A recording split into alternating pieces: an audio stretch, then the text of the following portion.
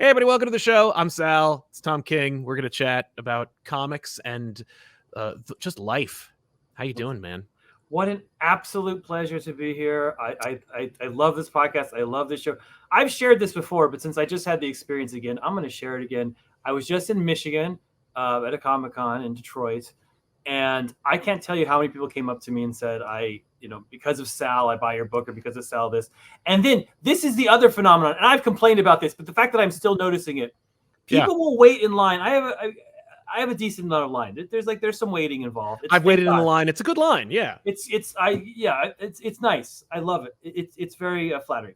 But people will wait in the long line to come up and they'll be like, I saw you on Sal. And I'll be like, yes, thank you. And then they'll be like, isn't Sal great? And I'll be like, Sal's the fucking best. I love him. He's so nice. And they'll have waited in line for some long amount of time and paid some money to get a signature. And our entire conversation will be about how wonderful you are. And this is a multiple experience. This happens over and over again. I mean, I am completely blown away. I'm flattered. You've said this to me before. I believe you entirely, and it's still happening. It's still. We have an incredible audience, and I hope that there's just people like the same stuff. They dig us. They dig talent. They understand quality when they see it or read it, and hopefully that's just the way it is. I'm thrilled. I love that. I'm sorry that they spend so much time talking about me when they're meeting you. I think it's much better. You're a much more interesting topic than me. I'll take the Pepsi challenge on that one. I don't think so, but but as if to segue, perfect opportunity to do that. We were talking off mic, and I casually mentioned a topic. Yes. What did you casually mention? I mentioned casually dropped into the conversation. I was like, we have to go live so you can tell this story. Yes, I was kidnapped in the Dominican Republic. I was kidnapped in the Dominican Republic, he tells me, as like a side note to another story about comics. Well, and essentially it was just my way of saying, like, look, when you have been, Disney World doesn't seem so bad. I'll take it. But that was the lead up. That was the punchline. Compared to being kidnapped, Disney World is fine. Yeah, well, Disney World ain't bad. Like, I'll take the prescribed, rail ride-esque experience of Disney World, where I'm like, I know where I'm going, I know what I'm eating, and I know what's going to happen to me at the end of the day. End of story. Whereas when I was globetrotting with my family as a child, I never knew. And as I was saying off mic, when you're growing up as a child with your parents, you just assume that they're geniuses and gods and that they have total control over every situation. And it wasn't until the Dominican Republic where I went, oh, yeah, I've been in danger a lot. I think I'm going to scale back. There's a possibility that you had been kidnapped previously and not noticed, and you just absolutely. We're having fun time with the guns. All right, wait. So okay.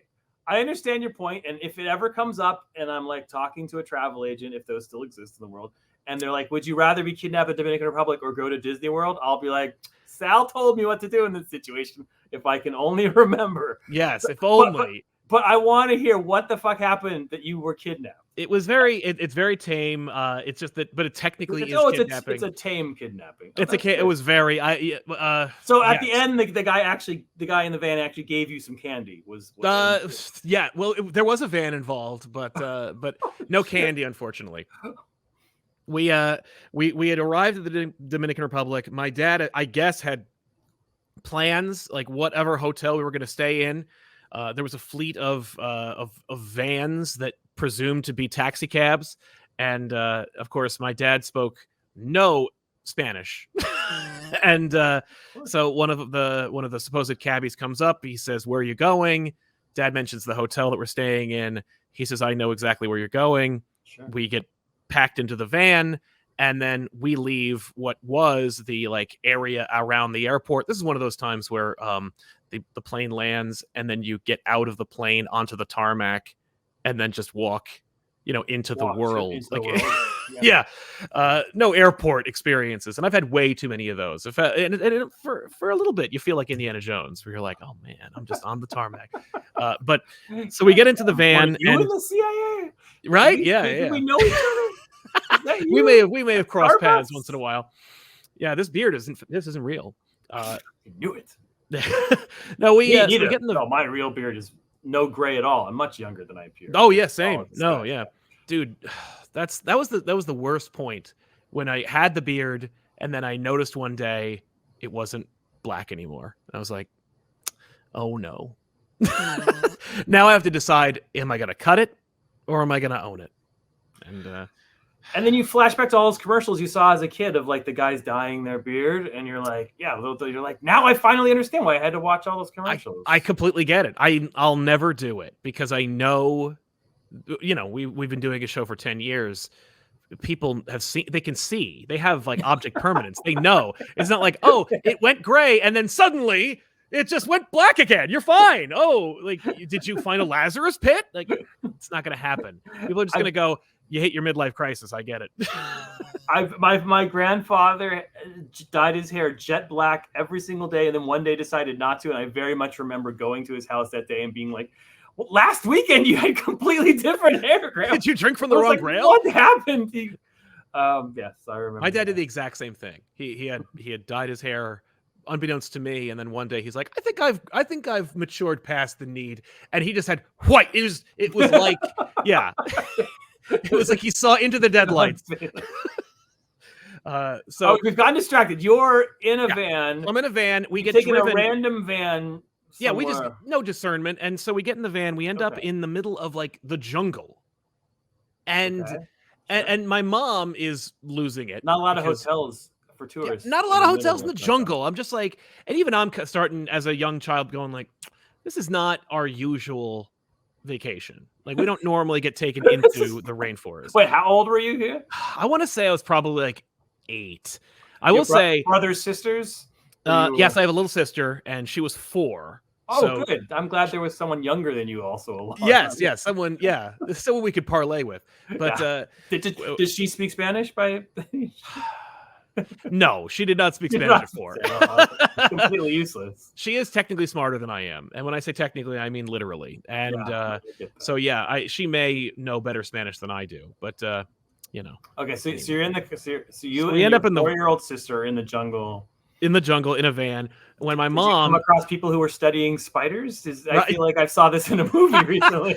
Oh my god, you are hitting me right at home because I was just watching it yesterday for another job. I almost swore like a blood oath I would never see Madam Web in my lifetime, and then one of my co-hosts was like, we got to watch Madam Web for the Spider-Man show, and I'm like, oh. So I'm 45 minutes in. I haven't watched the whole thing yet, but I get the gist of it. I haven't seen it. I only know the infamy. Oh, good. Oh, good. It's actually kind of worth seeing, I think. I've only seen, again, 45 minutes because I haven't seen a studio picture this bad in a long time. Like, this is like, it's not Birdemic bad, but it's close. It's doing incredibly on streaming. So Sony must be so happy that everyone hates it. Like, I hope they do a re-release. Yeah, it's... Well, infamy helps with streaming movies. Yes. I mean, if The Room had come out during the advent of streaming, it would have been the #1 movie on Netflix. 100%. As it stood, it was actually better off for him that it didn't, because then people just bought the DVDs. Oh. But anyway, so we're in the middle of the jungle. You're in the middle of the jungle. And my mom starts to lose it. She's like, what's happening? Why are we in the jungle? This isn't the way we're supposed to go. And finally, my dad is like, oh, my friend... Just pats him on the shoulder, like, my friend, I don't think this is the way. And the guy, like the Mandalorian, this is not the way. And the guy just looks over his shoulder, goes, no, we're okay. And eventually we end up in this clearing and it was not a hotel. This looked like Tony Montana's house. Like we arrived at like an estate. You were at an estate. And I'm like, this is like a drug cartel house. Like, there's no way this is a hotel. At first, I thought, better than a hotel. Well, yeah, it could be. Yeah. If you've got to be kidnapped, you might as well be kidnapped in style. Yeah. So we end up there, and they pull around the front, and then and my mom refuses to get out of the van. They're like, this is better than a hotel. And this sounds like every Chuck Dixon comic I read in the 90s. Frank Castle's coming real soon. It's coming. Or Batman, depending. Or Batman, yeah. And honestly, the unfortunate part of the story is I don't know what my dad did, but I have to presume he gave the driver all the money in his wallet.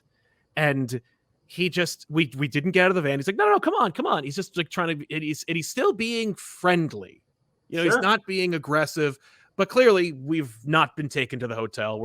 He said, this is better than a hotel. And so we don't get out of the van.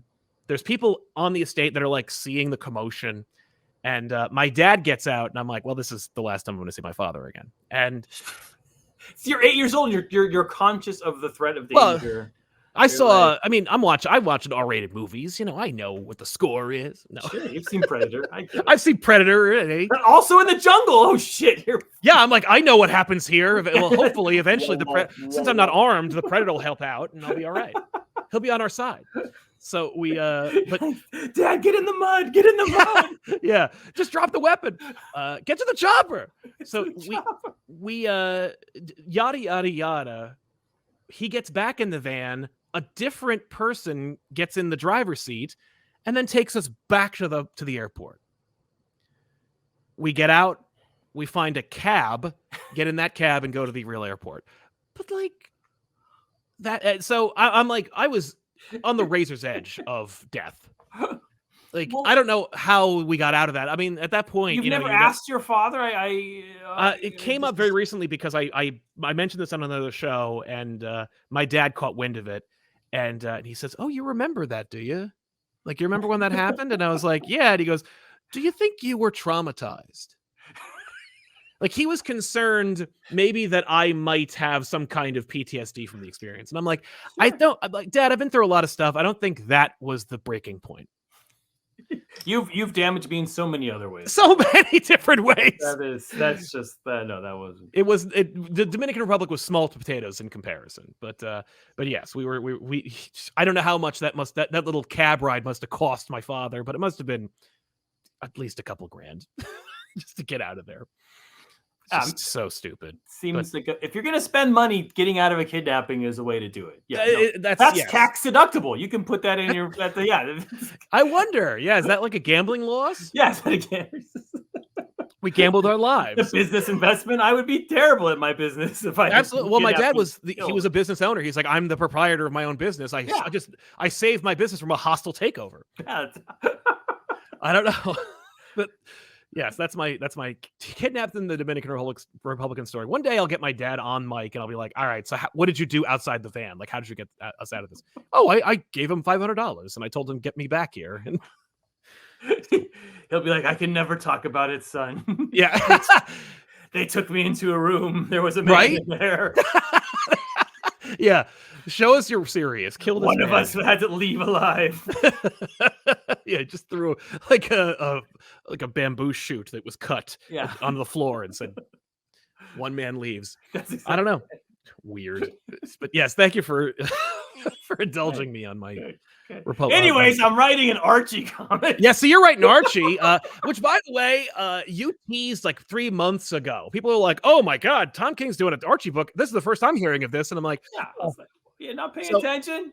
So if we, geez, I guess it didn't have anything to do with James Gunn, so people didn't care. But but no, I'm hyped because it's a one shot. It's just one big Archie book. It's one big, but I've been cleared to do more. So I had so much fun doing it. If they'll let me, I am gonna do some more because where is there to go? Because isn't the implication of this book that Archie will choose? I mean, obviously, no. I want to be upfront. It was so. This is how bizarre my life. Sometimes my life gets really bizarre, but not like in a serious way. I am horribly infamous for the stupid fucking wedding that got messed up. I still get asked about this. It'll be in my obituary. People will ask what happened with that wedding. And for people who don't, the incredible short version of it is they were never supposed to get married. She get married at 100, not at 50. That she was they were gonna leave the altar. DC Comics was marketing it and decided to go with they're gonna get married. There's gonna be a wedding. And there was going to be married. There's going to be a wedding, and they marketed it as a big wedding, and then it didn't happen, and a bajillion people were disappointed. And I should have at the beginning been like, "Don't market it as the wedding because that's not what it is. Market it as a will they, won't they, or something like that." Yeah. So that happened to me, and it's still with me, and I'll live with, and it's just forever. That's half of my line are people asking about Sal, the other half asking me about the Yeah. legend. And then there's two irate guys that are like, heroes in crisis, boo. That's it. Then there's two. It's the same two guys at every con. Like, we're back, Tom. We get lunch together. We have a whole fun time. We just got to do the 5 minutes on Heroes in Crisis, and then we got to get through that while he totally left. hang. Yeah. Then we're just like talking basketball. When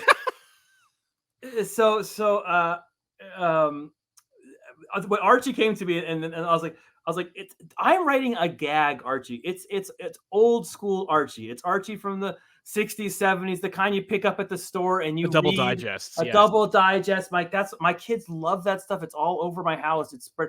I wanted the Dan DeCarlo stuff, the Harry Lucy stuff. That's just like, it's like a newspaper gag. It makes you laugh. There are jokes on every page, and Archie is an idiot, and Jughead loves hamburgers, and Betty and Veronica are both best friends, and they hate each other, and every single person who makes a plan, it always goes wrong. That's how Archie works. Yes. So that is what this comic is. And in a comic like that, there will be the conceit of the comic is that Archie decides to decide. He's like, I'm going to make a decision between Betty and Veronica. But it's a silly comic. There's not you're not going to leave this comic and be like, that's it, Archie comic, close our doors. Tom decided that's not how it's going to end. So obviously, spoilers. It's a goof. It's a silly. It's wonderful. It's funny. It's a little bit deep. It has a little bit of philosophy in it, which I love. Good. So then Archie's like, we're going to market this comic. They come to me. We're going to market this comic. We're going to call it The Decision, where Betty and Veronica finally decide. And I have these flashbacks, this PTSD of like, no, it's the wedding all over again. And I'm reading this, and it's from Archie. And these guys could not be nicer. They're the fucking nice. They're super nice company, and I love them. And they've been super helpful in all of this stuff. And I have to like write them back and be like, this is the dumbest thing ever. But I have to object to your marketing plan. They're like, listen, we've been selling Archie comics for a couple of years now. I think we know how to sell a brand new initiative, or at least a big one shot. I mean, I just see in my future people being like, you told us this would be the final decision between Betty and Veronica. No, that's not what this is. Go back and watch this. It's just meant to make you laugh. It's meant to, you had a hard day, and you're going to read some Archie, and you're going to have a fucking good time. That sounds wonderful. That's what I look for in Archie. Yes, good. Okay. Yeah. Tom King hates love. Got it. Okay. I love love. But it's like saying like, it's like as if they marketed Tom King is going to write Charlie Brown Kicks the Football. Charlie Brown is not going to kick the football. He ain't kicking that football. Comic I'm going to write. That's not a thing.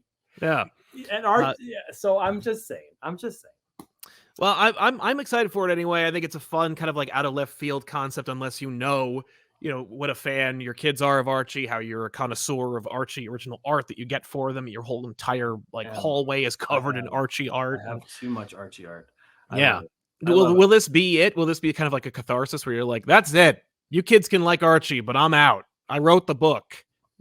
This is the end all be all of me. I'm doing with Dan Parent, who's one of the nicest people in the world. He's been drawing almost just Archie for the last 30 years, which is an amazing feat. And he started under all those legends when they were still around, and he's going to carry. And Dan just sent me the page. One of the things when I was like, I really want to do Archie, the guy's like, we'll put your kids in it. We'll Archie-ize your kids. I love it. And I was like, DC would never, there'd be like all sorts of thousands of legal work, paperwork, and all that crap. Like, I went through the whole putting Frank Miller and Rorschach thing. It was hard. Yeah, that's right. But Archie's like, fuck it, put your kids in. And I told my wife was a lawyer. She's like, make them sign, something so they just don't own our children forever. So right, the lawyer, right? So Archie doesn't own my children. But Dan just sent me the picture he drew of my 3 children, like all Archied out, in the Archie world, and they're wearing clothes and has their name on them. And I was like, fucking dad of the year. I did it. This is their favorite comic. I put them in the comic. They have a funny line. There's a close up on my younger one. And I got the text. I showed it to my kids. I was like, look at this. Look what dad did for you. Do you know how little they fucking cared? They're like, Oh, Makes no difference to me. Is that on TikTok? Not. It's not. No. They think they had. I did this whole rigmarole for them, and it was absolutely met with a yawn. But no, someday they'll appreciate it. I hope so, man. You know what would help is if other people were excited about it. You know, like that's usually what it. If that book becomes like a thing at their school, Oh, then whoa. then they'll be excited about it. In that case, this is the decision where Archie will decide between Betty and Veronica. It's it. This is the end all be all. Mic drop. This is the permanent mic drop. Pick it up once, or else you'll never see it again. That's like when I very early before I did YouTube, I did a lot of like self-publishing stuff. I developed this whole cartoon series, which then didn't get picked up, and it turned into a comic book. And it's about me and my 3 friends, but it turned into different characters. And I don't want to get too deep in the weeds about it. But the point is, I did it. Oh yeah, right. It was a pretty good pitch. But one of my oldest friends is on the cover. He's one of the main characters, and I sold it through, like boots on the ground, printed it myself, go to comic book stores. I had it in Midtown Comics, and it was on the shelf, and he lived in New York. And one day, a friend of his dragged him to a comic book store, and on the shelf was that issue. And his friend is like, "Is that you?" Oh, that's cool. That's cool. And my friend knew he was that character. Like, he has been part of that whole experience of making the entire series and comic book and everything, and couldn't care less until someone else was like, "Oh my God, you're in a comic book. That's amazing." And he was like, "Oh, is it? I just kind of figured that's what you do." And I'm like, "Oh my God." Well, I'm glad some stranger could make you feel validated. But I put the name of my son's best friend in a book. I won't say which book. And he immediately gets killed and shot. And I just needed a name, and I put it, and I just was like, I probably put it temporary and totally forgot about it. Yeah. So it came, and my son Charlie's reading the book. He's like, "Oh my God, John is in this book," and he's dead. And then he tells his best friend. So then I go to school, and the best friend's parents are there, and they're all like, "Oh, we're so excited you put John in a comic book. Oh my God, that's so amazing. Can we have a copy of it?" And I was like, "Oh my God, now I have to give you this book of where your son being of your son getting shot and his body laying out." I was like, "Ah." So they anyways, they're no longer friends. No, it was, yes, I had to try to explain that I was sorry that I killed their son in the comic. Yeah, that's another one where you got to draw up some legal papers. It's true. So the Archie situation happened because I assume Archie heard what a fan you were by proxy, and so they said, "Do you want to do some Archie?" I assume that's what it was, unless you called them and said, like, "All right, I gotta be Dad of the Year. Give me an Archie, or can I have an Archie?" I accosted the editor-in-chief of Archie at the Eisners last year. In the middle of, I had a good Eisners. I won some stuff. You did, and I got to meet, and there were famous people there, and blah blah blah. And someone's like, "That's the editor-in-chief of Archie," and I just beeline to them.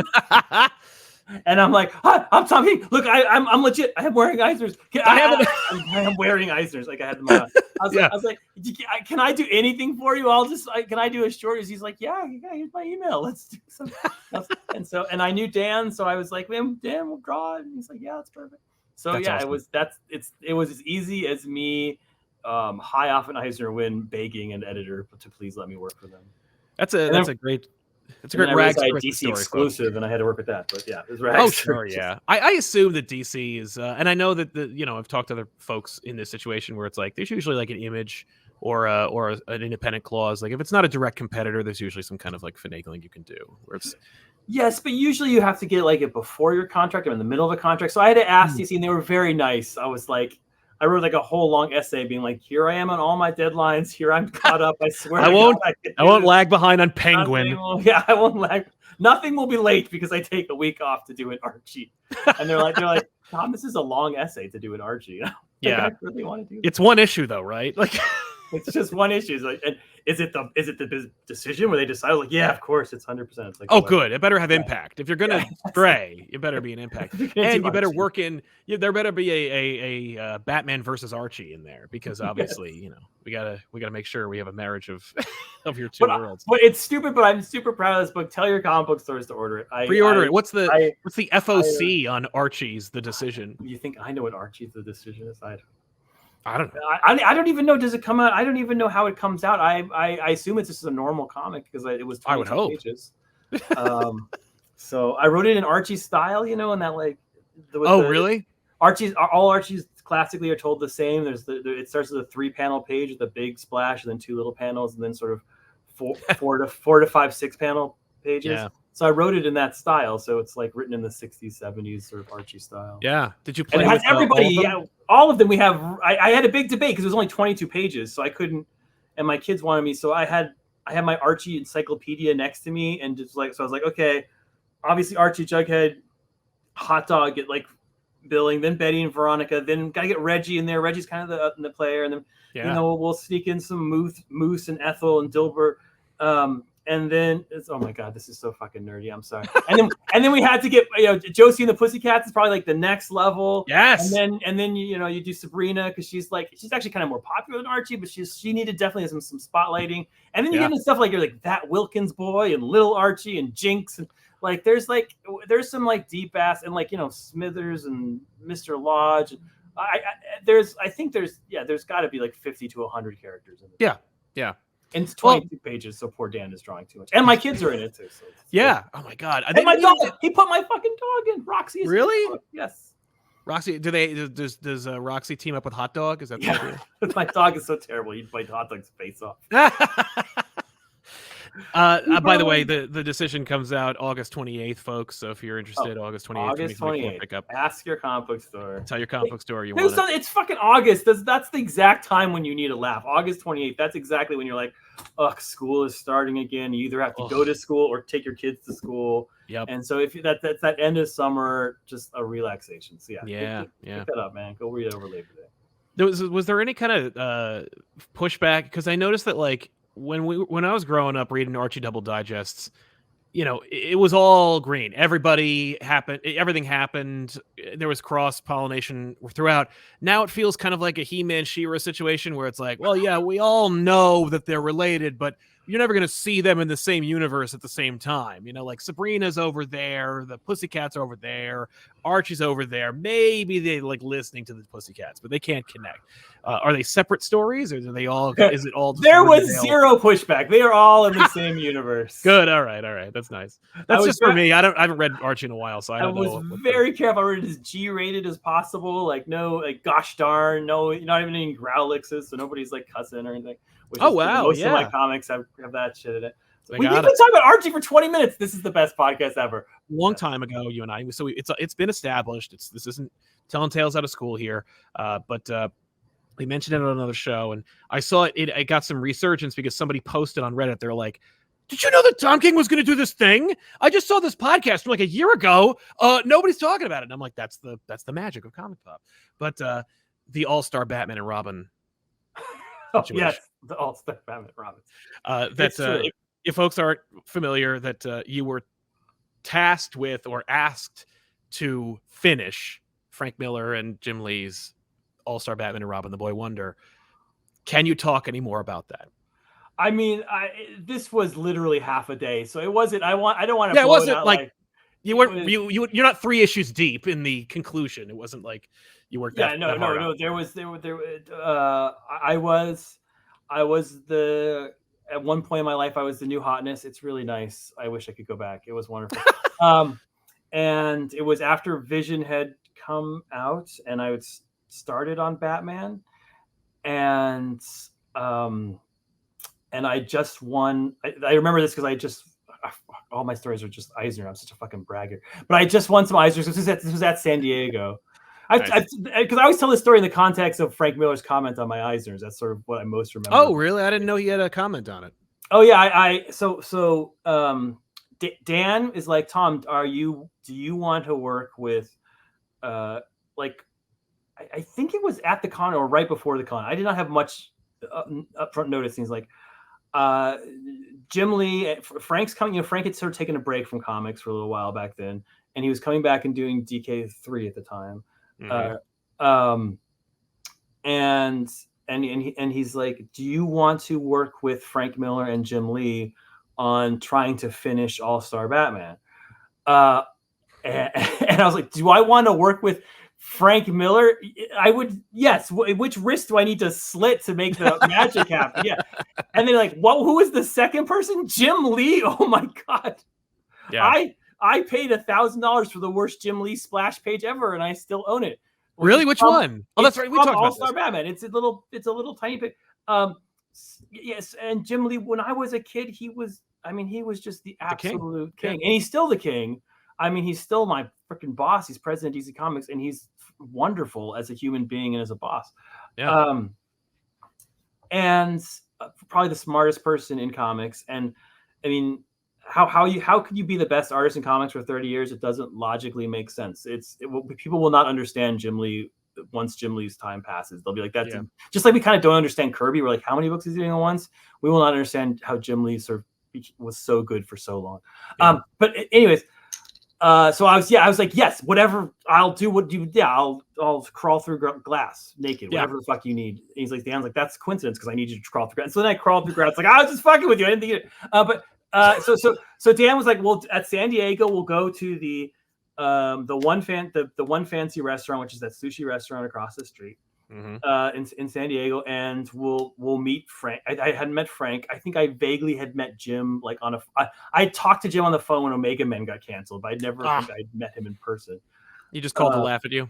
He did. He called that when your book gets canceled, you get a call from Jim Lee and just goes ha ha, and he hangs up.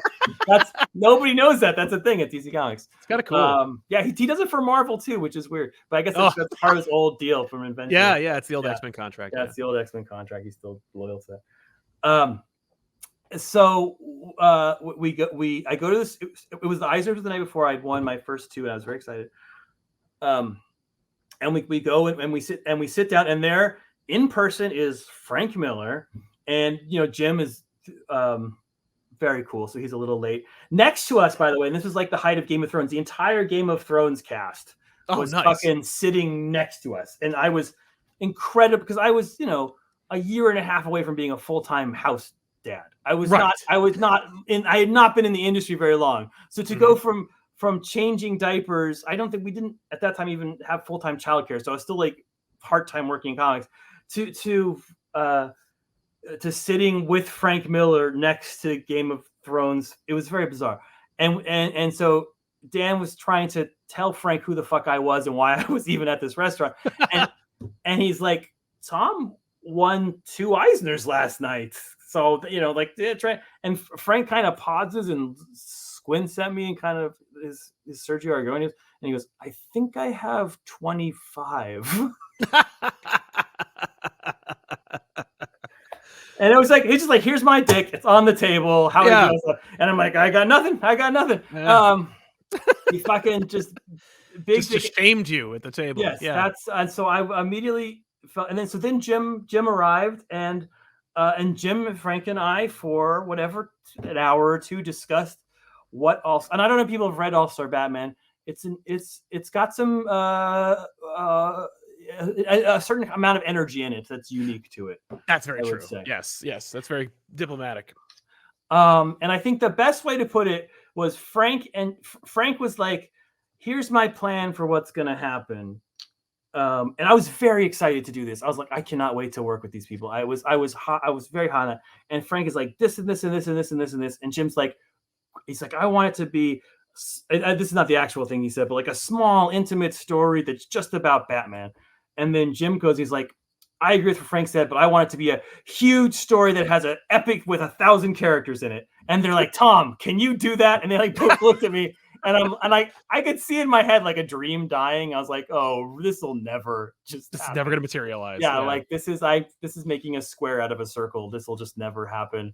So I'm just gonna have fun at this meal and nod my head and Yes, I talk can to make my that. Yes, I can idols. do that. Yeah. Yes, Yeah. absolutely. As soon as you guys send me your outlines and Once you guys send me the outline, when I see that outline, you will have a script. Like that's because I know it's never coming.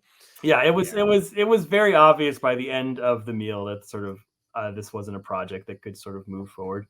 Yeah. Maybe it will one day. Who knows? I hope so, man. Because that book, like it or leave it, it's popular. Yeah, I think it is popular. It's sold great, but also it's got some of the best Jim Lee art of his career. It's just It unbelievable has looking. absolutely stunning art. It has. I mean, there's some very cool. The Batman all in yellow with the lemonade Yes, is a very fun scene. striking scene. Everybody remembers it, and yeah, it's it needs to be finished. I want to see the conclusion. I want to see at least. I mean, I know where it goes. It goes to Dark Knight Returns, but well, technically it goes to Spawn Batman, but then it goes to Dark Knight Returns. The concept it puts forward that Batman could not control his sort of anger around Robin is an interesting concept. I think in execution, it's hard for it comes across as kind of unhinged. Yeah, it's it's I mean, Frank would tell you it's unhinged on purpose, and it's sort of supposed to make you feel uncomfortable. But to me, it just makes me feel too uncomfortable. Fair. Yeah, I think that would be but yeah, it's gorgeous art, and there's I've said it before, Frank Miller is it's hard. I mean, him and Moore are obviously the two top guys, and I don't. It's hard to say which one's better than the other, but in terms of superhero comics, there's just none better than those two. Yeah, you mentioned Vision, having won an Eisner for Vision, and just recently posted a picture of, I believe, Vision #4 on Instagram, and it was only then that I also noticed that there were 4 Wandas in that cover. Isn't that weird? Isn't that a bizarre? There's only 2 characters on the cover, and I didn't see one of them until you said. It took me a long time to realize there were 4 Wandas, and I'm like, the one down there, right? The one in the lower bottom. Wanda. It's not he's not trying to hide the Wandas. Like, your eyes should be drawn to it, but somehow in just the way it's designed, I for years and years signed that cover thousands of times and never noticed there's a 4th Wanda until it was pointed out to me. And she's not at all hidden. It's just like somehow it's like the blue dress, yellow dress, or gold dress thing. It's like I don't know. It's your brain does not compute it in the correct way. Del Mundo on covers on that book was so fucking good. I can't speak highly enough. I got to work with him for 8 issues 10 years ago, and I'm still mind boggled by how good he did. I know. And you've worked with some powerhouses in your career, and at this point, you could pretty much just say, "I want that one. I want that one." And let's go. We're gonna get to work. That's exactly how it works. Yeah, exactly. No, I know that you go to a vending machine, and you're like, "I want this artist. I want this artist." And Mitch comes out. Well, Mitch is such a sweet, wonderful, magnanimous guy, and I know he loves you, and it's just such a treat to see you guys working together. At any point. Love him. He is not writing for me. He's not drawing. It's my script. He's drawing someone else's script right now, and I'm giving him as much shit about it as I possibly can. You have to, right? I miss working with Mitch. Yeah, you just did. You just did that great Joker story with from Brave and the Bold, which is I'm seeing like these selfies in Target throughout with this hardcover, which I guess is just kind of like a celebration. Like, look, a retailer selling comic books. Oh my god. No, it was bizarre. They only did the hardcover for Target. They didn't give the retailers a chance for the hardcover, which is obviously. I don't know, but yeah, so people are excited. The hardcover is very nice, and it's a beautiful vision. It's a beautiful version, and I hope they give the retailers access to it so they can. Yeah, me too. I got the trade paperback because I subscribe to a lot of like discount trade websites, and I'm like, oh, there it is, purchase. So thank you, I appreciate that, man. Really nice, I love it. Well, I don't send me free comic books, so what am I gonna do?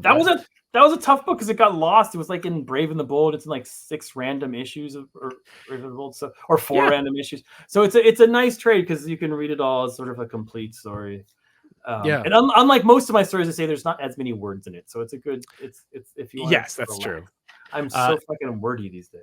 Speaking of that kind of phenomenon of taking like a segment of a book and making a trade out of it, we're looking forward to getting the split Wonder Woman releases. We're going to get Wonder Woman, obviously proper, and those backups that are going to be collected in its own volume, as I understand it. That's That gonna is be my understanding. Yeah, I've gotten the comps for. You never know what's going to happen until they actually arrive at your door. right. But yeah, I just got the comps for it. It's Wonder Woman 1 through 6 are being collected. Just the Danny Tempora issues. So you get Yes. all 6 issues, all Danny's art, no fill-ins, which is insane. Yeah. Especially at the level he draws at, which is Oh my God. near that Jim Lee level. He's just Danny's absolutely incredible. And yeah, my kids just read it and they gave me the thumbs up. And my wife had not read it. She informed me. I was like, we get all the comps that come in daily. She's like, I can't keep track of which ones were. So she read it. She said, yeah, it's pretty good. So it's you got a pretty good from Colleen King.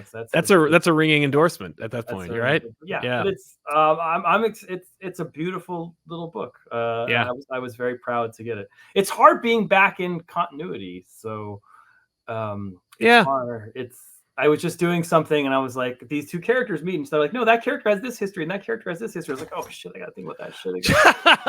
Jeez, I can't just say I can't just do whatever I want.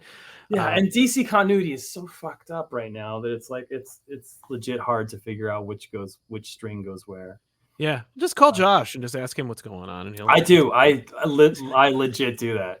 Josh will tell me, and he'll be like, but I work with Brittany Holzer, and she knows a lot about stuff. So I couldn't believe that the whole run of Wonder Woman has been spectacular, but that one issue of just the big fight in DC, I'm like, first of all, in your backyard. Secondly, just the Sampere art of like once that hand coming out of the ground, I was like, that is so sick. Like it is so cool. And then then the big Grail fight, like there's so much in there. I'm like, this would, I assume people are talking about it. But I was just like, not loudly enough. I was like, this is really cool. I don't know. It was just really Wonder cool. Woman does real well. We do. I mean, we'll always take new readers on. So please, good, buff it up. But we do well. That issue, the hand coming up thing is from when I was, again, a stay-at-home dad. I live in DC, and I would take my kids to National Mall. It's not that far from my house, and I would tell them this story, probably just to keep them from crying, that there was a giant underneath the mall, and that his nose was where the Washington Monument is. For people who don't know, the National Mall is a big park in DC, which is kind of just like a long, straight park, and all the things that you think in DC that are all spread out in your head are all just really located on one little park. So the White House is right there, and then you turn left and you see the Capitol building. You look straight ahead, there's the Washington Monument. You look to the right, there's the Lincoln Memorial. You look above, there's Arlington Cemetery. They're all actually in this. I was always amazed when you go to DC and they're all in the fucking same place. They're all in It's not like New York where you're like, the Statue of Liberty is nowhere near. It's over there. Yeah, gotta keep going. So, or fucking God forbid, LA, where nothing is anywhere near anything. But so I would tell my kids that, he's got 1 foot under the Jefferson, and so we invented this giant who was living in hand, and I always tell them like, so when I wrote this, the first thing I said, I was like, oh, I have a giant, I'm gonna put her underneath the ground, and her hand comes up, and it was a tribute to and then of course I was writing this, and I was like, why would he have put a giant under the ground? It makes no sense. I was like, how does that even work? Like, he would just bury him, and then so I was like, oh wait, I have a magic witch, thank God. So love it. I put the Cersei thing in. I thought it was like a magic witch fixes so many plot problems. Absolutely. And had her set. Yeah, that originated in the stories I used to tell my kids. And that was a fun issue because I love doing issues where a bunch of people try to kick the shit out of a superhero and the superhero gets back up. I do that over and over again in my comics. But it's my favorite thing to read, so you're gonna see it for the rest of my career. That's great. A while back, you and I did a show where kind of wrap things up where you said, there was this quote that was a takeaway of like, are you doing your best work? And right now, I think you are. I think like every new thing you and I disagree. We have to, right? Because otherwise you'd be like, well, I guess I'm done then. Like you didn't see the script I wrote last week. Oh, that was just not. Now, can you say what that script was for? It was for a Wonder Woman book. I usually Wonder Woman I'm writing the crossover events with the brilliant artist Tony Daniel, who's coming on to do one of the things when I came back into continuity, I was like, I want to be like the greatest team player, because I feel like I was starting to get this reputation of Tom likes to be by himself and doesn't want to play with the rest of us. And I was like, I always want to fight when someone puts me in a corner. I was like, if we're doing crossover events, bring them on. I loved crossover events as a kid. My first comics were Avengers Inferno, and those are still some of my favorite comics. Nice. Bring on the craziness. I will write to crossover events, and I've written crossover events that I've loved. I wrote Dark Side War. I wrote for Josh. I wrote for Commandy Challenge. So Tony's coming in to do 3 issues in between as Danny preps for issue 14 of Wonder Woman, which is going to be the biggest issue of the entire run, cool. bigger than issue 1. So that's that. I'm sure we'll come on to talk about it, because that's going to be the one that's just everyone. It's going to be like wedding size. Everyone's going to be talking about. Nice. All right. So Danny's prepping that issue. It's oversized. It's 30 pages. So it's already written. He's doing it. And so, but Tony and I have to do these crossover issues, and I was just, and it's crossover issues are harder because the plot's not yours. You know, you're supporting someone else's plot, and you're sort of, you know, you're trying to turn that into something that's also you. And I just got lost in it. I was just like, I turned it into my editor. I was like, I don't know if I did this right. And she called me and she's like, Tom, you did not do this right. So that's what I was working on today, was trying to fix it. Well, that's growing pains, right? Well, you gotta flex your muscles in different ways, right? Like, because you've been outside of continuity for such a long time. You're finally getting back in it, and you're not just doing, you know, Wonder Woman, but you're also connecting it directly to, you know, tie-ins to other things, to bigger events. And so, yeah, it's just exercising different muscles. I think that's just, it is. And it's hard to get the tone. And I you know, I think of like the great tie-in comics, I don't know why, but I always think of like that gold brick from the Secret Wars 2. Do you remember that? There's the Spider-Man with the gold brick. Yeah. And I was like, you can do that, like in Secret Wars 2, you can tell a book that can kind of touch at a soul. So so you know, I'm always like, I have this thing with comics, and when I first got into comics, I was like, if you ever have a chance to write in this medium, it's the best thing ever. It's where you grew up. And if you read an Alan Moore comic, he never wastes a panel. Like, every panel has meaning, every page. And I was reading so many comics, I was like, these people are just throwing away panels.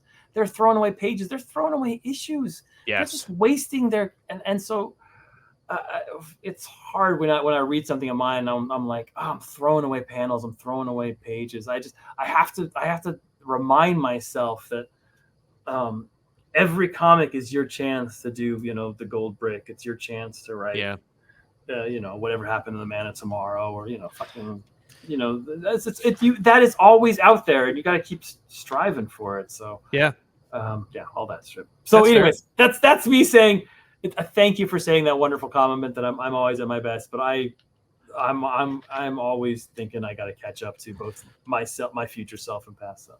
Yeah, that's fair. I mean, at the very least, it'll keep you honest, if not burn you completely out to the point where it's just anxiety. Completely It's just anxiety. Yeah. Oh man. Now you're thinking to make me think of Secret Wars too, where like there's that great one where Matt gets his sight back from Beyonder. That's a great issue. Great tie-in.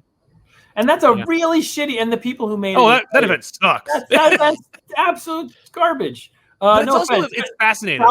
Sal Buscema's on art. It's got some. I feel like I thought Mike Zeck did the. No, it wasn't. Mike Zeck did some of it. Mike Zeck did Secret Wars 1. I want to say it was Bob Hall. I'll look it up Bob now. Hall, yeah. I was just reading some Bob Hall comics. I was reading Squadron Supreme, which is on. Nice. Yes, with the Jerry curl, and oh my goodness. Oh my god, yeah. But also, if you read the Marvels book, the Al Milgrom. I'm sorry, it was Al Milgrom. I just saw Al Milgrom on. He got at the Ringos. He got a Hall of Fame award, and I got. Oh, great! That was amazing. I had no idea how many of my comics as a child were inked and sort of shaped by Al Milgrom. Oh yeah. So that's like that classic kind of like Jim Starlin kind of style that he brought. Yeah, so awesome. He inked that fantastic Arthur Adams, Walt Simonson, New Fantastic Four 2-parter. Yes, which is so great. It's like a 4-parter, isn't it? I feel like it's more than 2 parts. Am I wrong? I think it was only 2, but maybe it was 4. I know that they got back together like a couple of times. Out Sal on a comic book thing. I gotta fucking retreat. No. I think you're right. It was certainly. It doesn't matter. I only have the one issue with all of them on the cover. You know, the big. You have to have art on. He's a friend. Him and his wife Joyce Chen are wonderful people. We had Thanksgiving together. Art Adams is one of the funniest people you will ever meet in your life. He is dry fucking humor and crack. Every time I talk to him, I'm in tears. That guy's I've only spoken to him a couple times to get things signed. Usually he was delightfully busy. Like, you know, like a lot of people were trying to get at him, and I'm like, this is great. Good to see. But yeah, him and the dude who drew he usually signs next to Bruce Timm, and like that seems to be like the place he always is at. Oh yeah. Shit, there's an artist that I have come to love so much, and it's only because like I've seen their art so much, and it was Alan Davis, where I'm like, I don't know why. There's just something about that style where I'm like, I always pick up an Alan Davis book, and it's one of those creators I've never met. I've never met Alan Davis, and I've never seen him at a convention, and I'm just like, I got to meet this guy at some point. As a kid, for my 9th, 10th, probably 10th, 11th birthday, my mother had a strict policy to never buy comics for me. She thought they were very. I should be a doctor. I should be a lawyer. What am I reading the comics for? That's my mother. But for my whatever birthday that was, she went to Graffiti Comics, which doesn't exist anymore in Culver City, California, and got me a gift certificate of like $50 or something. Whoa, like a big one. That's like $1 million to an 8-year-old or 10-year-old. Like, and I also got as a gift. I got a kitten. That's what I really much wanted a cat at that point. So cool. I went and picked up a kitten, a little tabby kitten whose name was Tiger. And I also went to the comic store and I bought the entire run of Mutant Massacre. That was what I wanted to buy. I wanted all those back issues. It was almost exactly. I got all the crossovers, and I always wanted to know what happened in Mutant Massacre. So I bought them all. And Mutant Massacre has the famous Alan Davis Wolverine Sabretooth fight, yeah, which is amazing. It's like one of the and it's the issue that cost the most. It was like probably today, like in mint, it's probably like a few $1,000s. But like when I bought it, it was something like $25. Yeah, and that was the most I'd ever spent on a comic in my entire life. But I was like, I have to read the Wolverine Sabretooth fight. All my friends have talked about it. It's the best comic ever. And I read the other comic. I was like, and I opened the comic, and my fucking kitten had shat in the middle of my goddamn X-Men 113 or 213 or something like that. And I was like, why did I get this cat? Why? I still to this day I remember, because back then comics were so precious to me, and I had spent so much money, and I was like, I'll never be able to read. And I'm like, this is how fucking desperate I was. I was like, it's still readable. It just smells and a little pissy. Yep. Yeah. So that's where I was as a child. Oh my God. Yeah. Well, I'll never forgive my cat for that. Anyways. Yeah. There's something about the time, like pre-internet, where you have limited funds and you're buying comics, or someone's procuring comics for you because you don't have means of conveyance, and you have a small stack and you just read that stack over and over and over again. Until it's just in your head, and you're just like, there's something. I think that's how comics are meant to be read. I think that's why like people can be so cavalier about comics today, is because it's like, well, I just read it and then I get to the next one, or I binge an entire run on Marvel Unlimited or something. And it's like, no, you gotta like look at it. You gotta like, if this is the only one you have, or it's one of 11 you have, every inch of it. You learn new things, and it inspires you to want to draw or write or whatever. There's something about comics where it's like that repetition is really so important. No, I was ritualistic as a child. I didn't go to comic book stores on Wednesday. I had not figured out that was a me either. Yeah. I went on the weekends. My comic shop was not like reachable, so I had to kind of, I had an older brother who had a car, and that was a possible way, or a best friend whose mother would drive, or I could take my bike, but it was like a fucking trek. And it was through the heart of LA, which it was a stupid idea. But anyways, I would get my comics on, and the first thing I would do is I'd flip through all of them. Like spoilers had nothing to me. I would flip and be like, what are the big moments? What are the things? And I didn't have a pull box, so I would choose, and then I would read them all over the weekend once, and then I would put them away. And then Monday after school, I would come back, and that was the second read. That was like Your Yeah. Mondays suck. You have to go to school, but you get home, you get the second read of comics, and then on Thursdays another read. So that's 3 good reads by the time I got to the next issue. And my favorite ones, they probably got read like 14 times. Totally. My kids do this, and I get mad. My kids are like, "I'm reading this book." I was like, "You've already read that book." I was like, "Yeah, but I like it." I was like, "What? Don't waste your life. Read something new." And I'm like, "What are you doing, Tom? All you did when you were a kid was read the same things over and over and over again." Yeah. Yes, I was that guy. I had a small, and I had a small, I had a small box. The comic book store had given me, probably they were gonna throw it out, and I went through it. But yeah, there's certain comics that I must have read for bajillions. I have most of them still in my back there with those Nice. special ones. Do they are the covers separated? Do you have to keep them in a bag and board, or are they Yeah, they're I have a spinner rack that I bought. I'm sure I've told you sort of how I lost my comic book collection. I don't know if It doesn't ring a bell. I feel bad for her. So I lost my comic collection in the classic way my entire generation lost their comic collection. It was left in my parents' basement and molded. But before, so my mother was moved. My mother moved out when we had my youngest kid. She moved from LA to DC, and that's kind of where molded. And I decided that she was going to pack them all in moving boxes, and I was like, I'm going to go through all. I had probably 18 long boxes or something. Nice. And I was like, I'm going to go through every single comic, bag them all, which was that took forever. It's an ordeal. Yeah. It's an ordeal. And I'm going to bag them all to make sure they're safe for the trip. And, back then I also taped them all. I should have just had the kind you can. I hate the tape. The tape is the worst part. Tape hits the back, and then now it went from friggin' mint to nothing. Yeah, it's fucking terrible.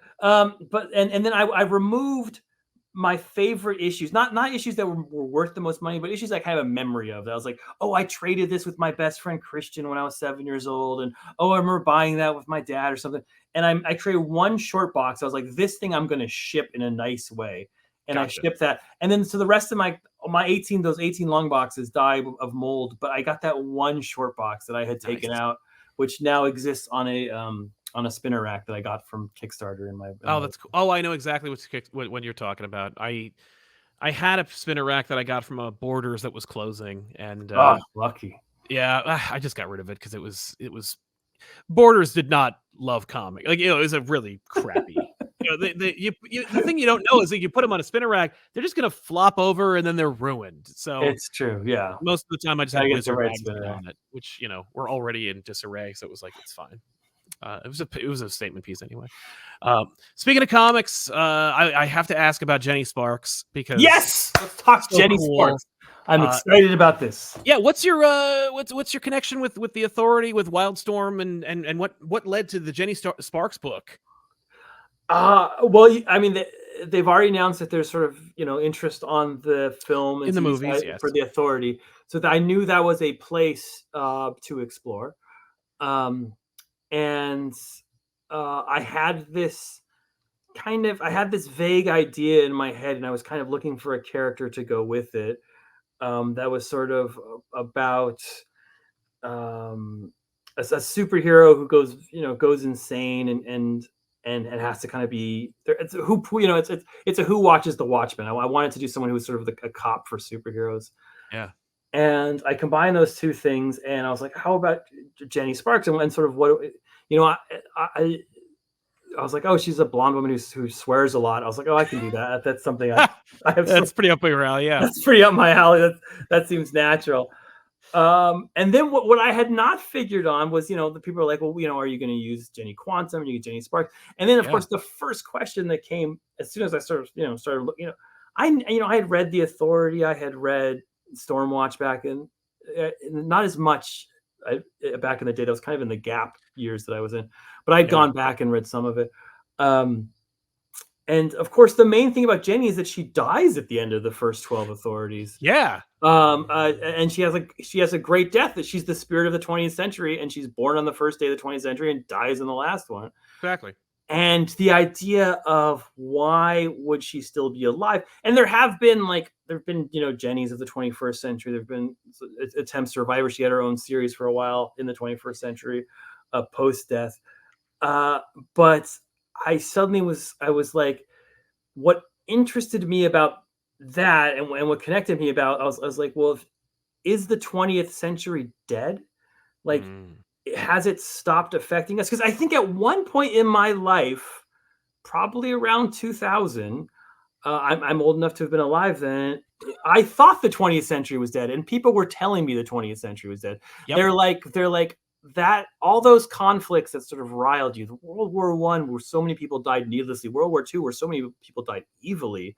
And the cold evilly, that's my new word. And you know, and then that of course followed by nuclear conflict and the Cold War, and then like towards the end of the 90s, we started to get this sense that like, okay, we're past all that conflict. Yes. And that we are now a progressive society. We're not a perfect society. We're still fucking broken in 1,000 ways, but somehow Western culture, and it was this idea of like soft power. It was the idea that like, we're going to slowly spread our culture, and with our culture, democracy is going to follow.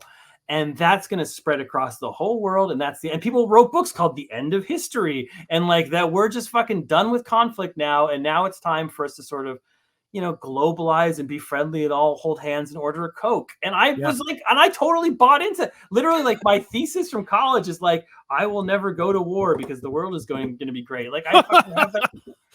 Oh my God. And like that was a thing. And I was like, what? And that was like, okay, the 20th century is dead. Let it die.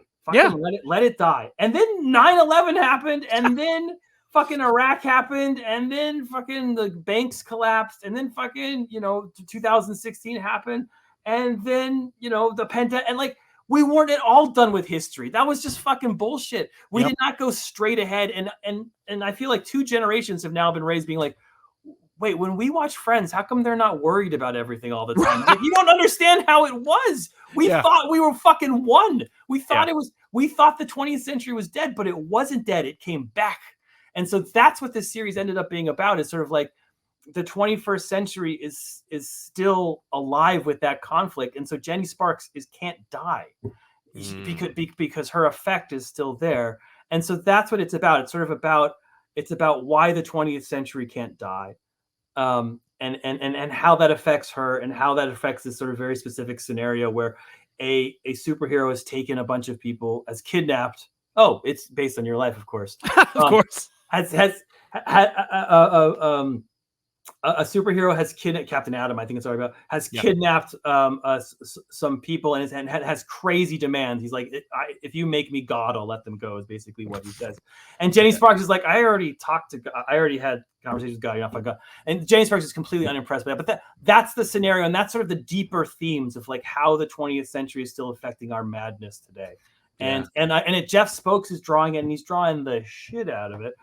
And he's doing amazing things because he's taking, I'm throwing a lot of, you know, my typical stuff I'd throw, like grids and stuff. And Jeff is doing these things where he is embracing the Brian Hitch widescreen. So instead of doing a 9-panel grid as 9 panels, he does 9 widescreen panels. That's awesome. And so he's transforming my natural grittiness into this widescreen amazing way. And, you know, and Jeff just draws beautiful figures work. So it's utterly gorgeous. We're way ahead on it, so it's going to come out on a nice time. We just finished issue 3 is in the can, so we're on issue 4 now. So we're running with it. It's fucking deep. It's super violent. Jenny Sparks doesn't take any shit at all. She's fucking cynical. She's swearing constantly. She's chain smoking. It's the authority Jenny Sparks, the woman who you know, asks why God needs a spaceship. Like she's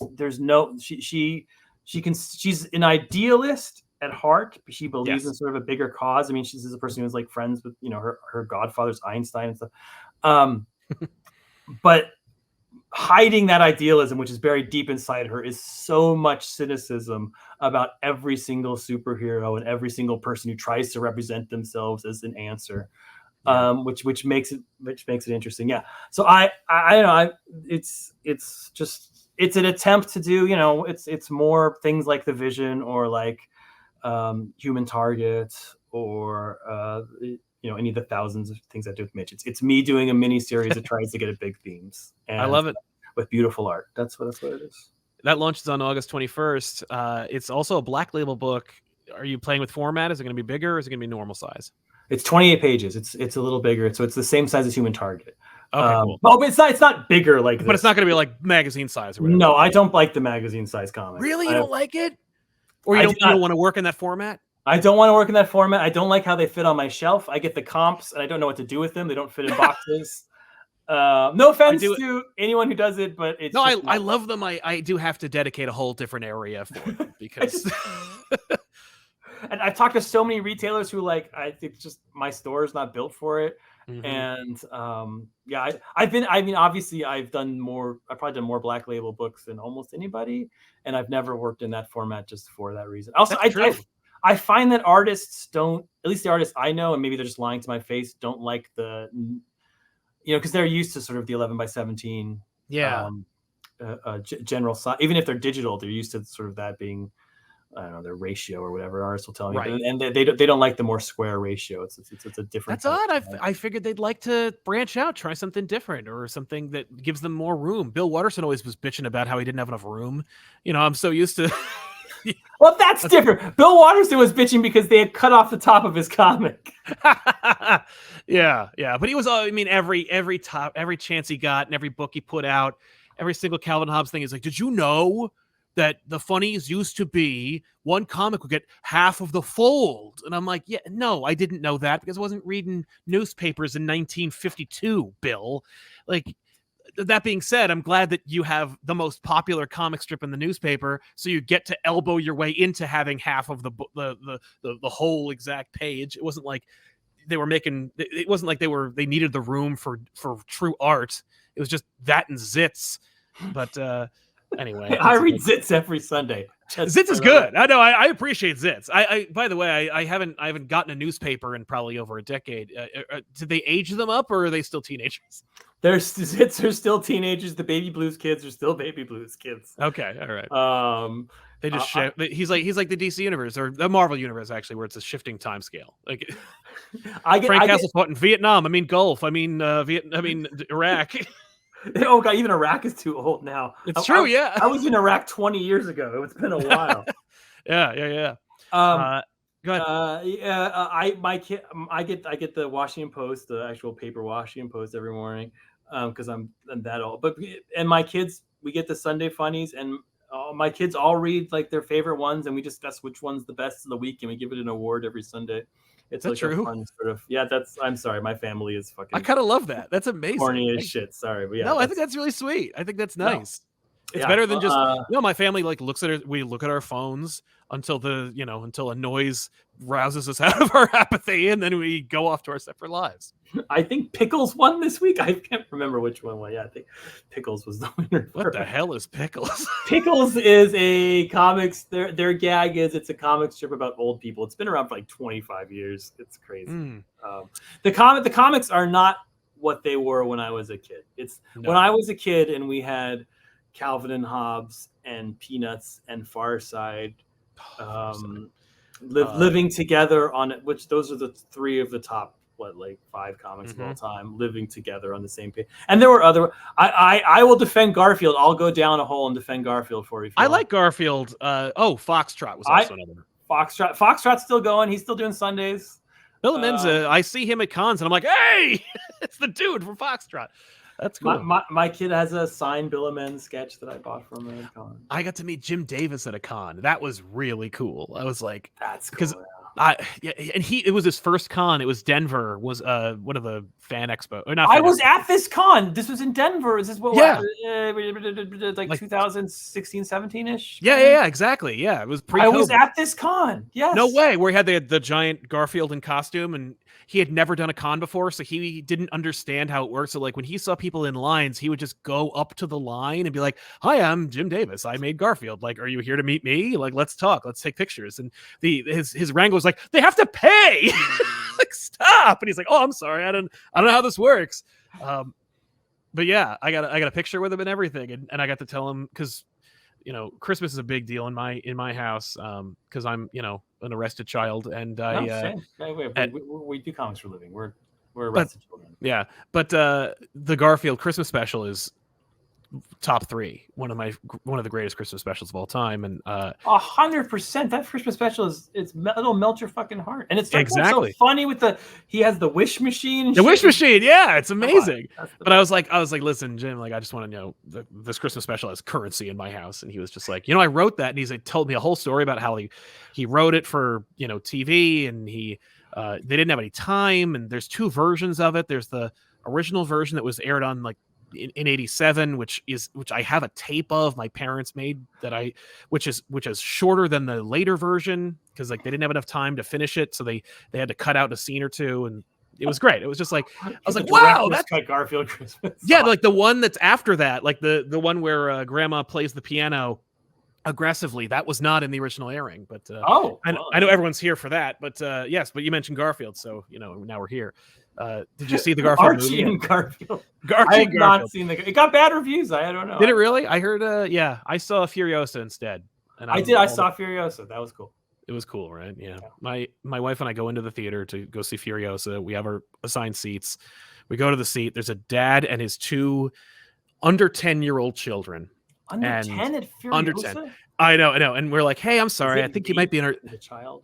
Well, the thing is, we were like, I think you're in our seat. And he's like, oh, no, hang on. And he gets out his ticket and he says, I'm in row N. And we're like, well, there is no row N. And he's like, what movie is this? And we're like, this is Furiosa. He goes, oh, shit, I'm supposed to be in Garfield.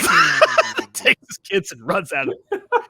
That would be only it stayed because the opening salvo was the Deadpool trailer, and every trailer after that was R-rated. So he would have been like, oh, like, wow, Garfield's going hard. Yeah, exactly. Like, what's happening?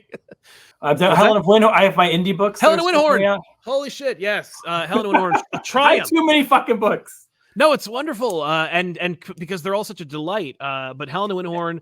I just found this out, Sal. I just the issue 2 has sold out. So we sold issue 1, sold out issue 2. So that's doing pretty well. But that's fantastic. That makes me super excited. Yeah, Bill Keys is doing an amazing job. Work your career. I just saw issue 6, which will be the final issue of this sort of first arc or first chapter, however you want to put it. Mm-hmm. And it's gorgeous. Yeah, it puts tears in my eyes. I can't believe the work she's doing. I was literally like lying next to my wife last night, and she was like dead asleep. I was like, you got to see this page, Bill, because she learned it. And she's like, what are you doing? I was like, this is I cannot believe how many lines she put on this page and how utterly she's creating this whole Conan world, and at the same time creating this also like this 30s ideal like mansion world. She's blowing my mind, and Matias Lopez who colors it is just absolutely brilliant. And it's nice to, as I said, the effect of writing something I didn't like last week, and then I was reading an issue of Helen of Winhorn. I was like, okay, I remember how to write. Okay, there's somewhere in my soul that I still know how to do this job. Yeah, Animal Pound, where the 3rd issue dropped in April, but. Yeah. Yes, I think it's every 2 months. Animal Pound is my. Yeah. Another that's lighthearted, less fun. Helen is more fun. Although it starts out with like it's all about investigating her father's suicide. So sure, it's a little hard, but it's more fun. Helen makes it easy, but yeah. Animal Pound is not a fun book. I just turned in the last issue of that, and it does not end happily. It is not a happy ending. Gee whiz, I had no idea. I mean, it's the Pound. Yeah. I mean, it's based on Animal Farm, and just so you guys know, Animal Farm also does not end happily. It's not a laugh riot. It's not similar to just as the Soviet Union did not end happily, neither does Animal Farm. But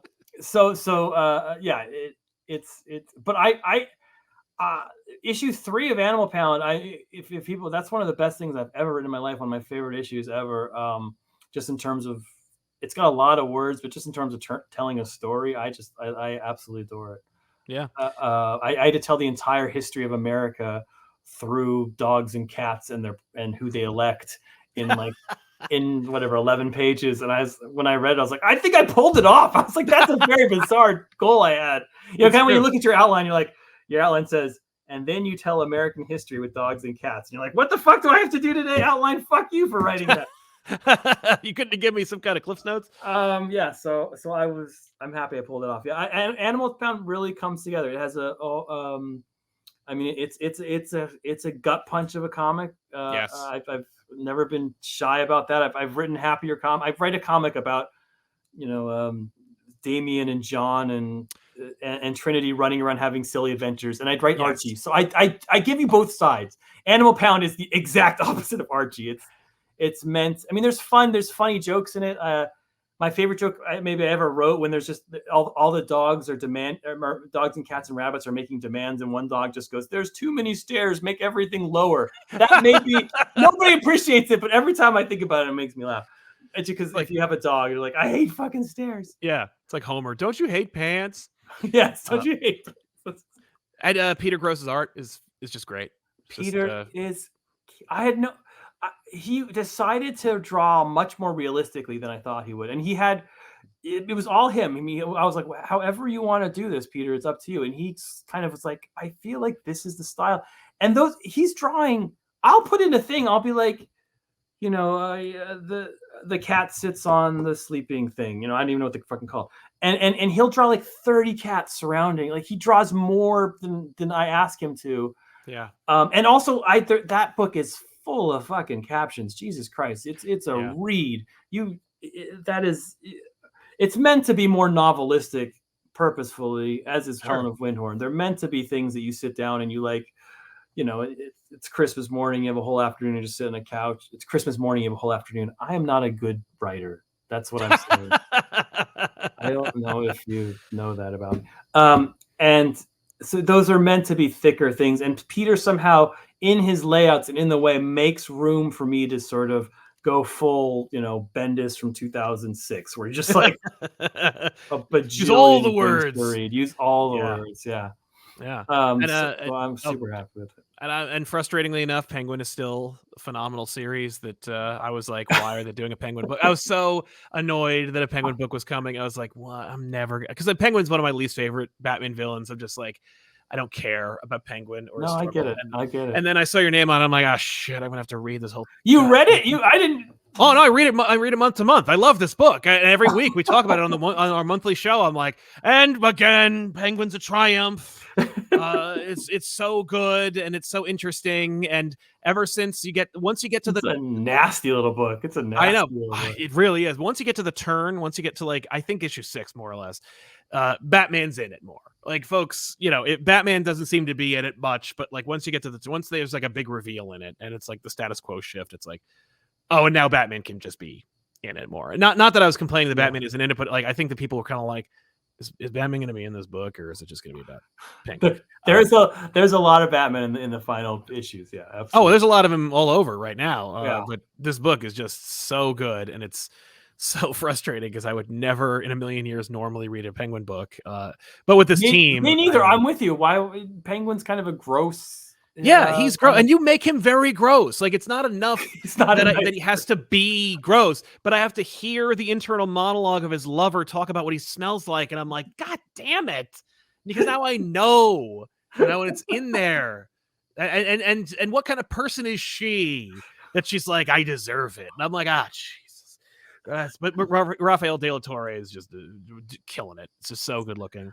I love that because it kind of has this little. It feels a little bit to me like a cartoon or a video game. Like the way he draws it, it's got kind of like a Dragonlance feel or whatever. Oh yeah, like okay. That's I love it because it's drawn very kindly. Yes. And yet it's a very nasty book. Yes, where everybody is betraying everybody. And everybody wants to kill everybody. And we already know, because if you've been reading it, that at some point Penguin is going to stab his own son with his umbrella and kill his own child. And his kids very much want to kill him. Mm-hmm. And but they still love each other. And you're just like, they still have some weird love for each other. It's all sorts of, sorts of messed up. And I mean, I work on Wonder Woman, where every issue of Wonder Woman is just like why Wonder Woman's great and why she's perfect and nice and kind, and so I get out that other side of me with Penguin. Mm-hmm. So we'll see. I'm about to write the last issue. I'm a little behind on Penguin, so the last issue is this week. Well, it's great. It's a book people should be getting. The nastiness, but against beautiful art reminds me of. I just sing its praise all the time, but like Gotham City Year One, where it's like this is an angry book, but but Phil How Hester are makes you? it look so cool. I mean, the point of Penguin is he's a crime boss. I know, yeah. And It's not going to be pleasant. It's not going to be pleasant. And he's come to take over Gotham City. He's the soul of Gotham. Think of what a piece of shit city Gotham City is. I And think we this all is know, the yeah. soul of Gotham. He's the Yeah. guy who's making it as bad as it can be. He has a great monologue in the second to last episode where he talks about like how he's not a good person, you know, and he's just like, I don't like, it just takes energy to be a good person, and there's not enough of me, because he's like, I was just born with nothing. I had no skills. I was just this crappy piece of shit, and I had to turn that into a life. And there wasn't enough energy to make that life good. Like, I didn't have that part of me. I didn't have that. I was not born a billion. He isn't no. But, I wasn't born a billionaire who was super athletic. I was born fucking poor and in shitty condition, and I had to make my life, and there just wasn't room in it for goodness. And I was like, damn, man, fucking Penguin's mean. I like you're saying that, like, damn, man, like you didn't know that already because you made him that way. Dude, I was shocked. No, sometimes you're writing a story and you think it's gonna be one way, and then you come to the ending and you're like, oh no, this is the ending. This is the way the ending has to be. Yeah. And you're either your subconscious was writing it, or the audience is helping you write it, or whatever it is, and you're like, your own characters can shock you in the things they sort of say and do, and you're like, God damn, all right, I guess this is what's going on now. And I'll use this as an opportunity just to say, Superman Up in the Sky is out of print, and it's one of the top 5 best Superman stories of all time. And I think it needs to be out there, especially when there's. Well, let's announce here on your podcast, give you an exclusive. It's come back into print. No kidding, really? I just found this out. Don't tell that's great. I told you, but I am telling you. Superman Up in the Sky is coming back into print. Good. Because of the demand, because fans asked for it, and that was very kind of them. That's great. Are they going to redo stuff, or is it just going to be what it was? Like, it just. I think it's just going to be a straight trade that you can buy for as cheap as you can buy. Because that's great. I want it to get out to as many people as possible. Yeah, I mean, yeah, I love that book. That's one of those. Yeah. I absolutely, and with working with Andy Kubert is. Oh my God! You put a Kubert on a book, it's going to be something special. He is such a gifted goddamn storyteller, and he talk about a guy who like I was saying with Jeff Spokes, when I do this kind of very one thing after another storytelling, and which I think can really work and be beautiful done if executed the way I see it, which is the way Mitch and sort of Jorge Fornes do it. Yeah. But when a certain kind of storyteller gets a hold of that, and you have to be real good at storytelling. You have to be and no one's better than Andy Kubert. His fucking father was one of the inventors of the medium. Yep. And he sort of took my thing, and he would do, these, I'd give him 4 pages, and he'd make 3 little panels and a splash. Like he would do things that are not what my script asked for. But my scripts never ask. I never tell him how to lay out a thing. No, yeah. But he would take the scripts and sort of use his storytelling magic to tell it in a different way than I ever imagined, and it would make it so much better. It was just an absolute gift working with him. God. Yeah.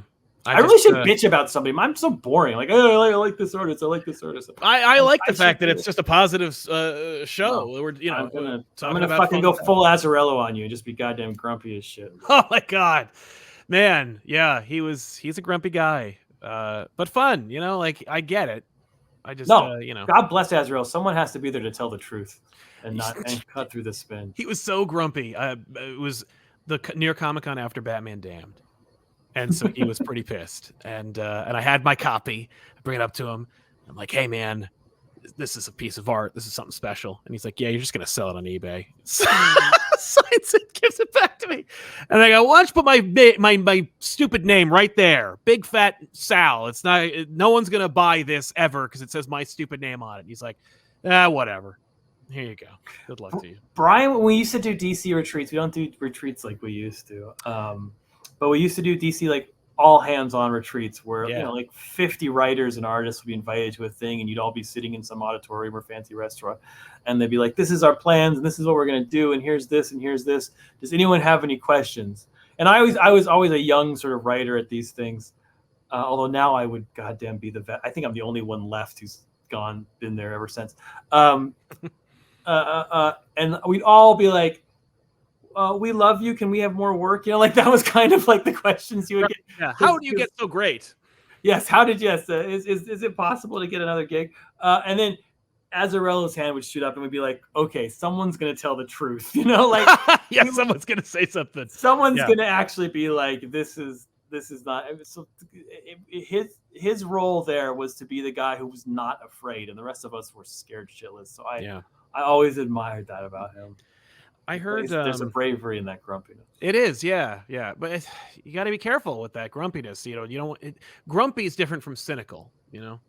But I'd always heard that Denny O'Neil, like the Nightfall retreat, where like back in 1993, 94, Denny O'Neil took everybody to the Adirondacks for like a weekend. Yeah, they used to do those kind of things, right? Now, like, do people just say, "Oh, COVID, we can't do it," and then that's just because that way nobody can, like, they don't have to pay for it, or or is it like, is there some kind of, because like every San Diego Comic-Con, I've been to 2 now, and I'm going to the 3rd one, but and it's one of those things where I was like, I'd skipped San Diego every year for years. Like I'd been invited, I got tickets, they would come to my house, I go, nah, and then put it on a wall. And then one day I went and I was like, I am never not going to this convention again. Oh my God. It's so much fun. It's a great con. So much fun. It's so much expensive as shit. I feel bad. Oh, I lose money every year. Yeah. It is just an expense report. I'm just like, everything here cost me money. I made $0. I made negative $2,000. But at least I don't table. So it's not like, oh, I'm $10,000 in the hole. But anyway, San Diego's great. But the first time I went was like right after COVID, and you could see like there was just this real sheer desire for everybody to be in the same space at the same time. Like I guarantee you there were so many deals that had no business being agreed upon or struck that were made just because people were in the same room together. And I just feel like there is a desire, right? Like the creatives, like even if it's like more convenient, it's more comfortable to just do things from your home and not have to go anywhere. And God, trust me, I know the compulsion to not want to leave, but especially the younger guard that never had context for that, never got to do that. Don't you think everybody would be like, for one, every year, once a year, it's like, well, we got to go to some location and we're all gonna hang out and live together and just get this story broken, or this big initiative under, I guess I'm a veteran now because I've been doing this for a decade, which is insane to me. I mean, it's very personality dependent. Like sometimes people mix together well and sometimes they don't. And I do think we've lost something in it dying. Maybe it hasn't died over a Marvel. I mean, we still do Zooms, and you get us all on a thing and we're all there. But that's different than sort of being stuck with someone in a hotel because anyone who knows in the industry, when you do whatever convention, like nothing gets done at the table. Like you sit around for 8 hours talking about shit, and then you go to the bathroom, and on the way you're like, "Hey man, what do you think of this?" And like, "What if we do this?" And then that's where shit gets made. Yeah. Like it's all about the sort of side conversations. And when you're on Zoom, you can't do that. You're just focused on whatever PowerPoint presentation is on your screen or something. I'm sure there's like a Slack chat where you all go like, "This PowerPoint sucks." Like, no. All the PowerPoints are amazing. Only Brian Azarello is like, no. It's like, boo. Boo this time. Poor Brian. I'd say. Well, he's great. Yeah. He's fucking amazing. We had a mini summit in New York Comic Con this year where we all sort of met together for a little while. Yes. Which I'm sure Josh has talked about because he was there. Yep. And I mean, we all know each other very well. I mean, if Tom Taylor wants to do something, he has my email. He can text me. I know. Josh and I talk once a week about, we have a hour-long discussion once a week about comics. and sort of where things are going. But yeah, no, I do. I miss those. I when you talk to like Wheezy Simonson, and she talks about her old days and how it was on the X-Men when they'd all just go away and Yeah, I and they play would love volleyball to and see shit. that, or at the very least know that it's going on. I think there's something kind of like, I don't know, lost without I that. agree with you. So let's bring it back, you and me, Sal. Yeah. Listen, come out. Everybody come out to Jersey. I got a compound. Come out to Jersey. We'll get some tents. We'll have some s'mores. I'll get some vegan marshmallows for everybody who can't have s'mores. It'll be great. It also makes comics feel bigger. I remember going to those when I was, when I was a baby writer and being like, I can't believe I'm sitting at a table and there's Scott Snyder and he's talking to Jeff Johns and they're going to talk about the future. And then Grant Morrison just sat down with them and you're just like, your mind is absolutely blown, and it makes it feel like we're all, on the same, team with these giants. That's exactly right. Yeah. You get those opportunities where maybe you get a minute, you're off on the side and somebody clasps their hand on your shoulder and it's a giant from the industry. In this case, you'd be putting your hand on the shoulder of some young buck out there who's like trying to. Yeah, can you imagine? Be like, hey, do you know what I'm supposed to do with this Wonder Woman crossover issue? Because I am fucking lost. Yeah. Who is Donna Troy and how does it work? Yeah, who is that? I've read this issue 3 times. I don't understand it. That has happened to me so many times. Who should win, Betty or Veronica? Because I have this done today. Cheryl Blossom. She just swoops in and just takes Archie and the two, and then Betty and Veronica end up together. That's the end. But anyway. Well, Tom, thanks for being here, man, and shooting the shit with me. We didn't talk about Predators once, so I think we're making progress. We did it. Victory. Instead, we talked about Garfield Christmas special. And Zits. I can't believe Zits came up. Zits came up. That's going to happen. That's the unpredictability you're going to get. That's the ComicPop guarantee. But Tom, anything else you want to plug before we leave these people wanting more, if there's possible? There was more. I feel like I've mentioned every comic ever. Yeah, Helen Horn, #1 book every month.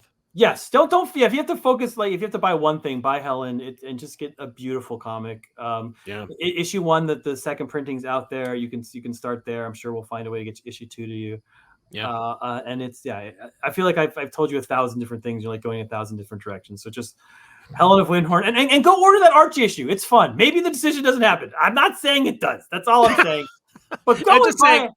Maybe it's a huge lie, like the Batman wedding. But how long has it been since a comic book, especially written by me, just made you feel good? Where you just read it and you fucking laughed and had a good time. Go to your comic book store and show them that Archie can be a hit. Why not? Yes. Why can't Archie be a goddamn hit? Make Archie the #1 book of the month. That would blow people's minds. Archie with it's me, it's Dan Perrin. It looks exactly like the Archie you had when you were a child, and it looks like exactly the Archie you always wanted. That's all. Thanks for being here, man. Thanks for watching, everybody, and we'll see you guys next time with another episode.